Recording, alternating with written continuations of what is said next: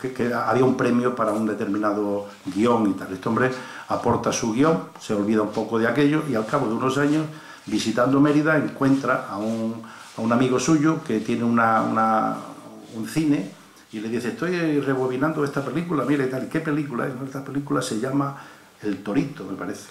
Ah, pues muy bien y tal, sí. A ver. Entonces empieza a ver la película. La película es la historia de un niño que está en una finca, en una dehesa extremeña, parece que la quieren ubicar ahí, y este niño, pues allí crían una ganadería brava, hay reses de ganadería brava. El dueño de la finca a este chico le paga la carrera, acaba siendo un arquitecto importante, y un día en Sevilla este chico ve cómo hay una corrida de toros de la ganadería de este señor que le había pagado la carrera.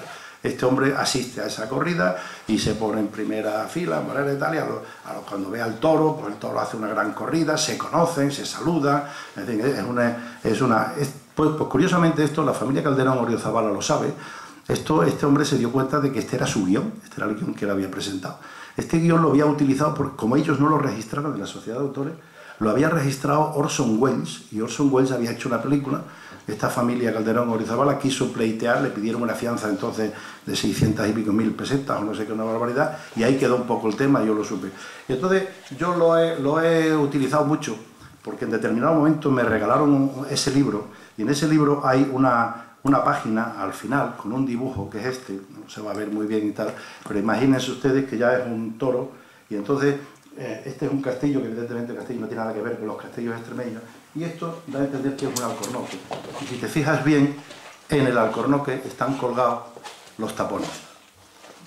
Es decir, esto es una de las circunstancias que yo empecé a aprovechar de ver el desconocimiento que había sobre el corcho fuera de Extremadura. Si a eso le añades lo que ha dicho Feliciano, que yo estoy tratando de que aquí hacérselo saber a ustedes y que lo conozcan, tú le haces saber cómo vinieron los reinos, cómo vinieron los Bucknell, cómo prácticamente hubo unas apetencias, hubo un determinado embajador de Estados Unidos que montó un cirio impresionante porque quería monopolizar prácticamente las cosechas de corcho, porque en aquella época se alquilaban de un año para otro, y de eso solamente los datos que se tienen son precisamente los protocolos notariales, principalmente en Alburquerque y principalmente en Barcarrota y en Jerez, que son las principales ciudades. Curiosamente, San Vicente de Alcántara vino después de todo.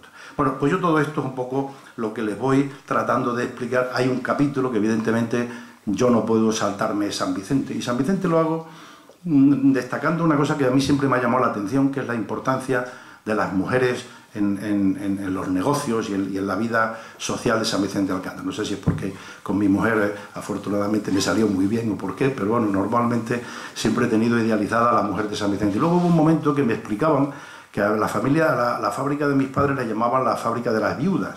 Yo un día se lo pregunté a mi padre, no me explicó, no me dio una gran explicación, pero evidentemente no era por el hecho de ser viuda, sino que, bueno, que de alguna manera eran personas ya mayores, y en aquella época que se escogían los tapones a mano, uno a uno, bueno, pues eran las mujeres las que verdaderamente ya con una cierta edad realizaban perfectamente. Ahí aprovecho también para hablar, bueno, pues anécdotas de San Vicente, de una serie de personas que yo pienso que son emblemáticas, y que al mismo tiempo, pues había personas del sector corchero que incidieron mucho en esa salida, que había que ir entonces al ministerio cada 2 por 3, teníamos unos verdaderos problemas en el tema este de que no se pudo hacer nada, porque el ministro García Díez, prácticamente muy poco tiempo después de la profecía de Amorín, que digo yo, pues prácticamente decretó la libre circulación de materias primas. Hubo actuaciones de propietarios, recuerdo aquí a Alfonso Grajera, aquí en esto, a Marisol Bardají, en Cáceres. Hubo verdaderas actuaciones. Con Andrés Herrán conseguimos evitar que se parara el tren. Había un momento dado que se manifestaba todo el mundo un poco como a la vieja usanza, ¿no? Y por eso ahí hablo un poco de San Vicente. Y luego al mismo tiempo, pues como bien dice él también, no es que yo pretenda hacer una denuncia, como dicen ahí los autores, del expolio, pero hombre, lo que sí es cierto es que hoy el mundo demanda unos 25.000 millones de tapones de corcho. Yo siempre he dicho que el plástico ni ningún problema, no hay ningún material que pueda sustituir al corcho. De ese corcho se fabrican 1.300 millones en San Vicente, una empresa que hay, por ejemplo, Diam y tal, pero evidentemente son empresas con su domicilio social fuera de la región. Es decir, seguimos siendo proveedores de materia prima. Y a mí pues me llama mucho la atención que este producto tan fantástico, tan maravilloso, y yo defino ahí, y lo de Robert Hooke no me lo he inventado, está ahí. Robert Hooke es el hombre que sacó el primer microscopio a digamos, al uso público y demostró, además utilizó por primera vez la palabra célula, que no se había utilizado nunca. Y este hombre lo quería transmitir al ver esas celdillas. Un trozo de corcho al microscopio es algo verdaderamente espectacular. Pero es que el corcho tiene una serie de connotaciones que yo creo que nosotros mismos no solo no lo hemos defendido en el aspecto industrial, sino que incluso en el aspecto folclórico histórico, si queréis, o documental, no se ha dicho nada. Por ejemplo, si yo os preguntara, ¿sabéis que el deporte que tiene más licencias federativas del mundo se juega gracias al corcho? Y que además casualmente tenemos una campeona mundial ahora. Estoy hablando del bádminton.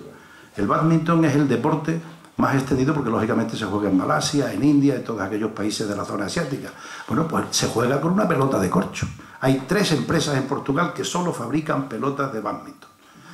Por ejemplo, y esto, me acuerdo que cuando Alberto Liar fue ministro de la guerra aquella, yo pensé que me iba a solucionar algo y de la paz no fui capaz de averiguar nada, porque hay un dato que solo pude llegar hasta el final. Por ejemplo, el Departamento de Marina de los Estados Unidos, cada vez que hay una conflagración mundial, por ejemplo, yo llegué a tener datos de la Guerra de los 6 días y de la Guerra del Vietnam, hace acaparamiento de lo que los americanos llaman critical materials. Bueno, pues una de las critical materials, y esto me lo corroboró Amorín, cuando había una guerra de acaparamiento, que hacían acaparamiento era el corcho. Y tú dices, bueno, pues alguna importancia tiene. Lo más que llegué a saber es que los cohetes estos Pershing los pintaban con una pintura y utilizaban un granulado de corcho para que fueran menos detectables al radar, etcétera, etcétera. O sea que hay muchas circunstancias. Mucha gente, algunos de los que estamos aquí, que ya tenemos algunos años, recordaremos la Coca-Cola. La Coca-Cola llevaba un disco de corcho debajo. Aunque empezó siendo natural y aglomerado. Pero es que la Coca-Cola llegó a necesitar 5.000 millones de discos diarios. Y eso originó la creación de la Cork Crow Company, con la cual desarrollaron otro tipo de cierre, porque lógicamente no había posibilidad ninguna. Y segundo lugar, porque ellos con el tema de la guerra y las posibilidades de recibir materia prima de aquí, pues bueno, hay otros temas como los cultivos meristemáticos. Yo hice una prueba cuando hicimos la FICOR en Don Benito, la primera Feria Internacional del Corcho y la única que se ha hecho. Resulta que cogíamos un caldo de cultivo, un agar, lo metíamos en un recipiente, lo tapábamos con corcho, y la planta vivía perfectamente. Le quitabas el corcho y la planta se acaba muriendo, se contaminaba.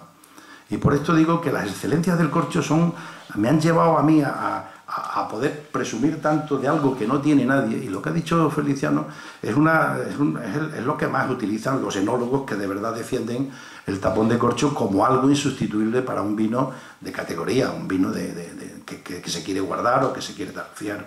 Un tapón de corcho se perfora en una plancha, se perfora con una gubia que tiene 24,30 y 24,50. Bueno, pues ese tapón de corcho luego va a una botella que la norma AFNOR, que es una norma francesa, te dice que el cuello de la botella tiene 18 más menos 0,5. Es decir, que una cosa que tiene 24 milímetros, cuando pasa por la línea de embotellado, que además pasa a una velocidad, las más pequeñas son de 3.000 botellas hora, la mordaza la comprime. Y luego le da un golpe y lo mete dentro. Pero es que cuando lo comprime el 60% de su volumen inicial. Es decir, que algo que ha tenido 24 milímetros se queda en 9 o 12, si queréis.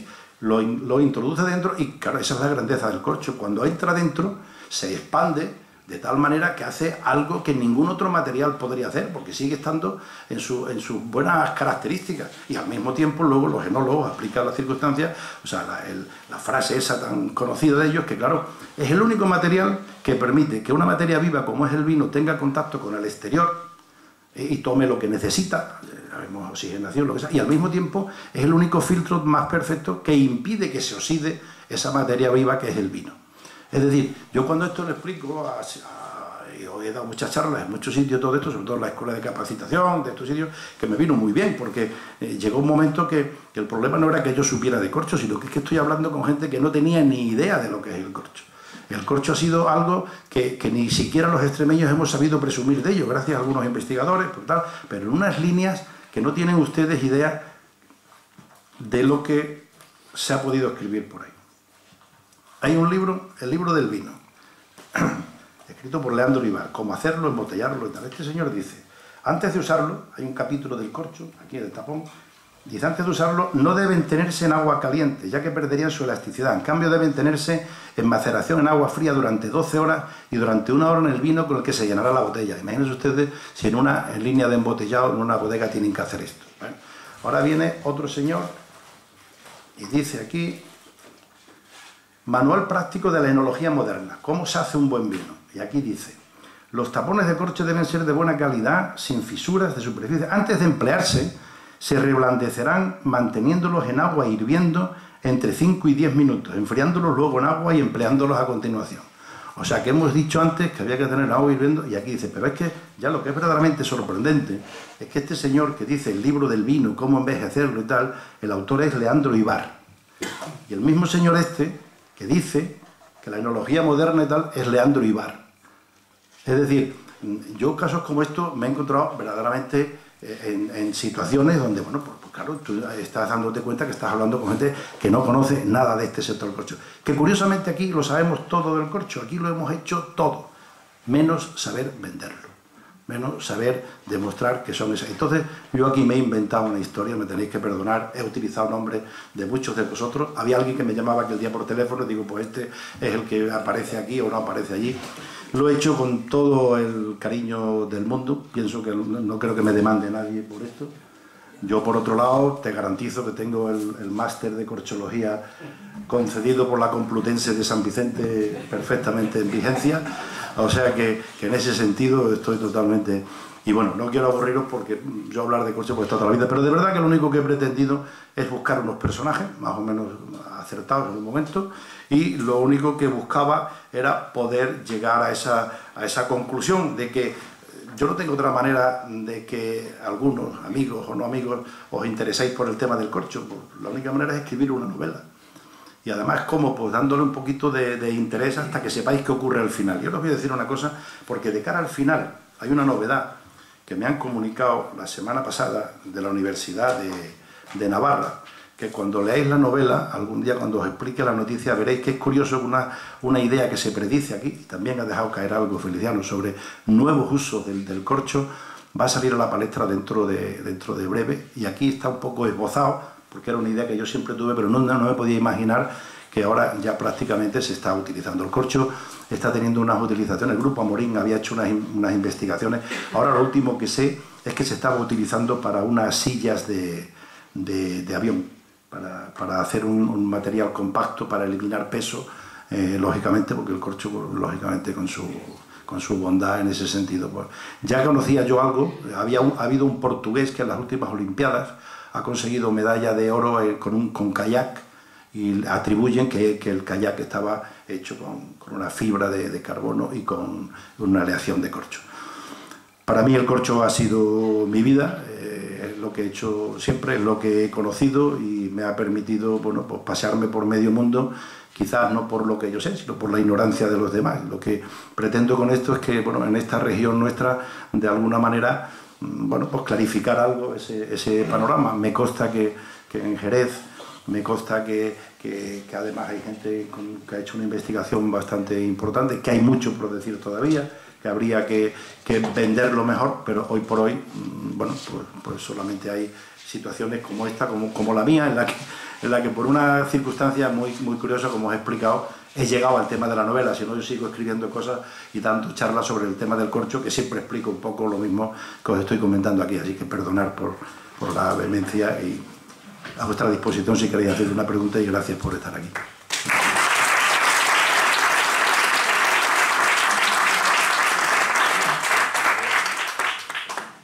Si queréis preguntar alguna cosa.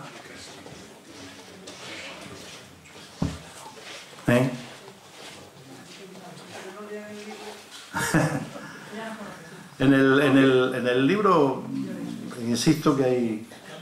Perdón, Carlos, dime. Sí, yo quería preguntar si el tapón de corcho para el embotellado de los vinos tiene una gran virtud, que es la porosidad, que es la que le permite, lo entiendo así, obtener del exterior aquello que necesita y expulsar los gases que le sobran.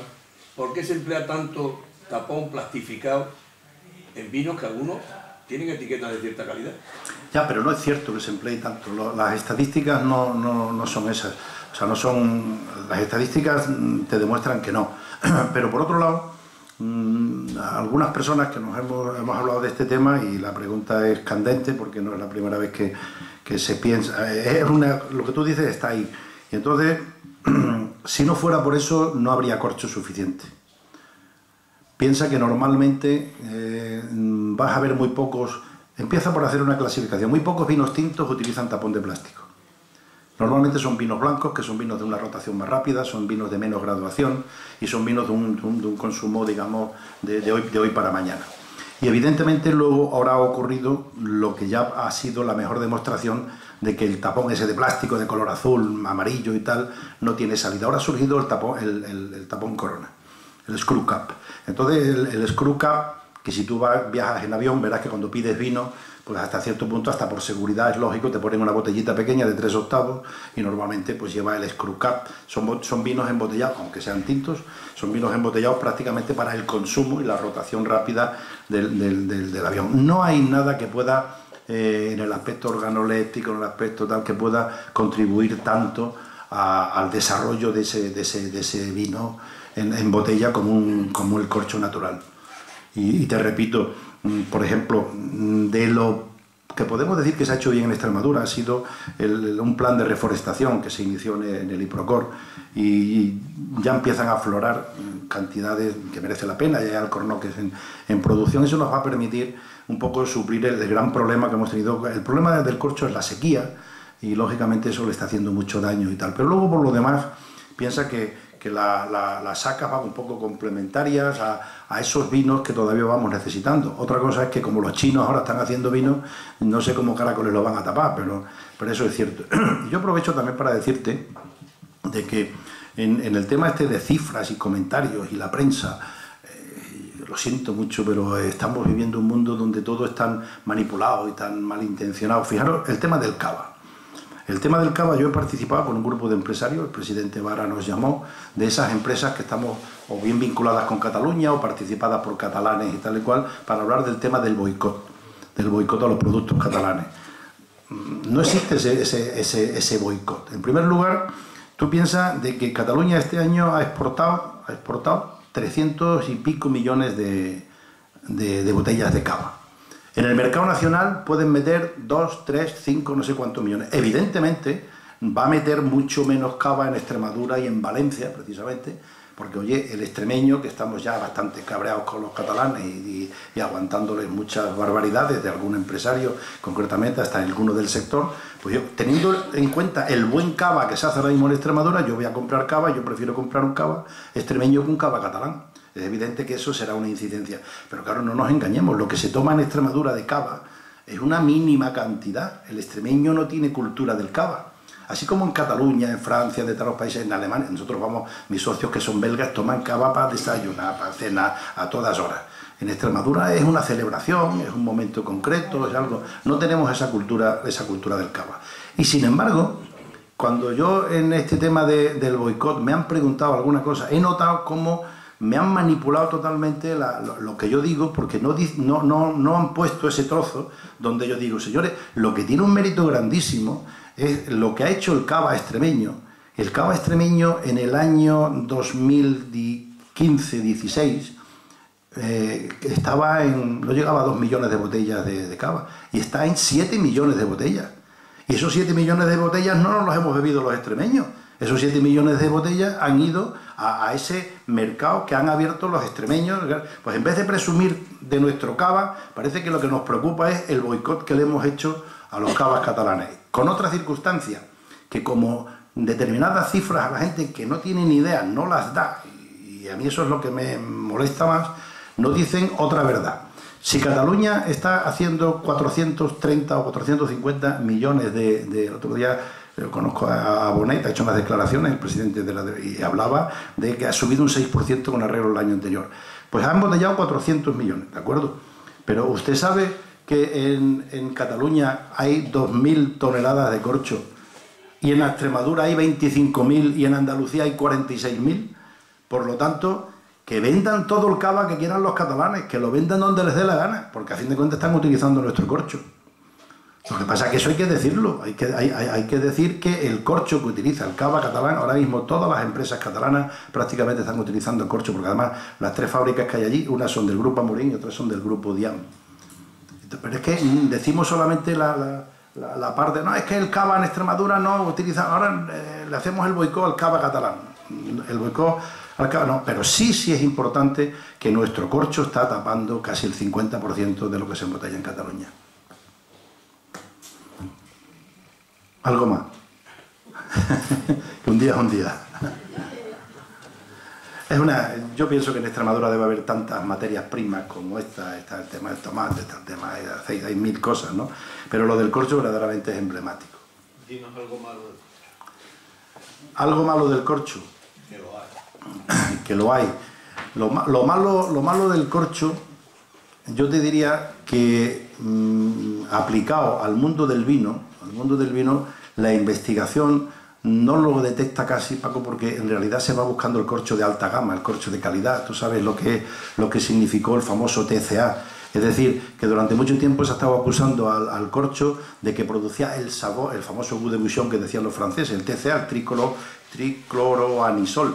Y ahora resulta que al cabo de un tiempo se detecta que se producen en los palés que hay en las bodegas. O sea, y eso se le achacaba alto.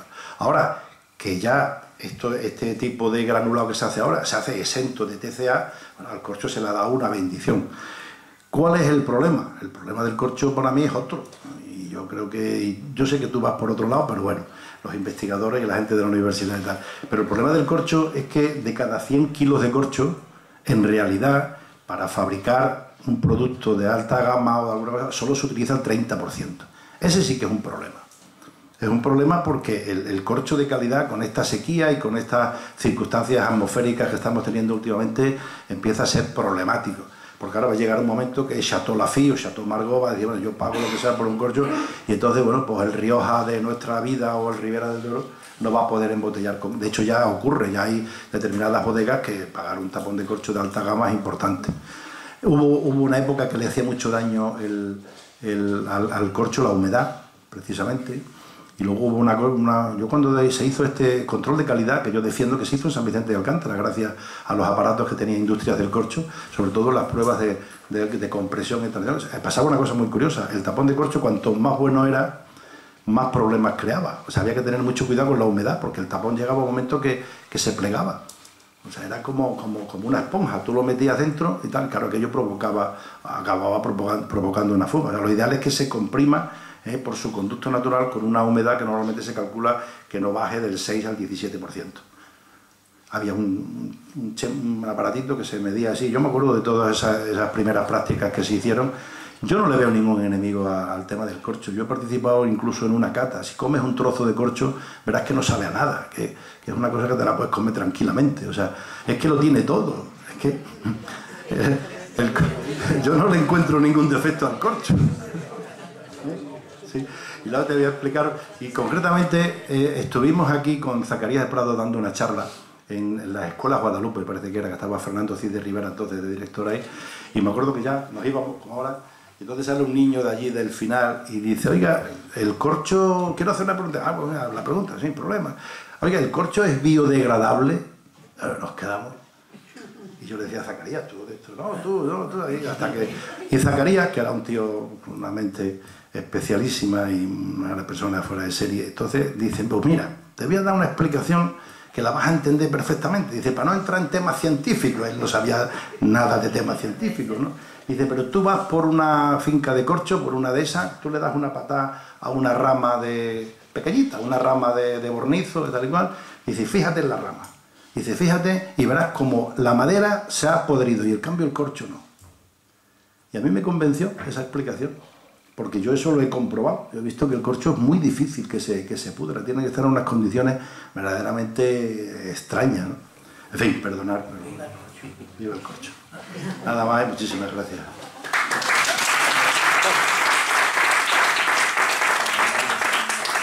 Bueno, ahora, porque a alguno creo que a lo mejor le ha quedado alguna pregunta por hacer, entonces nos vamos a tomar una copita de cava arriba, que tengo mucho gusto en compartir con vosotros. Hombre,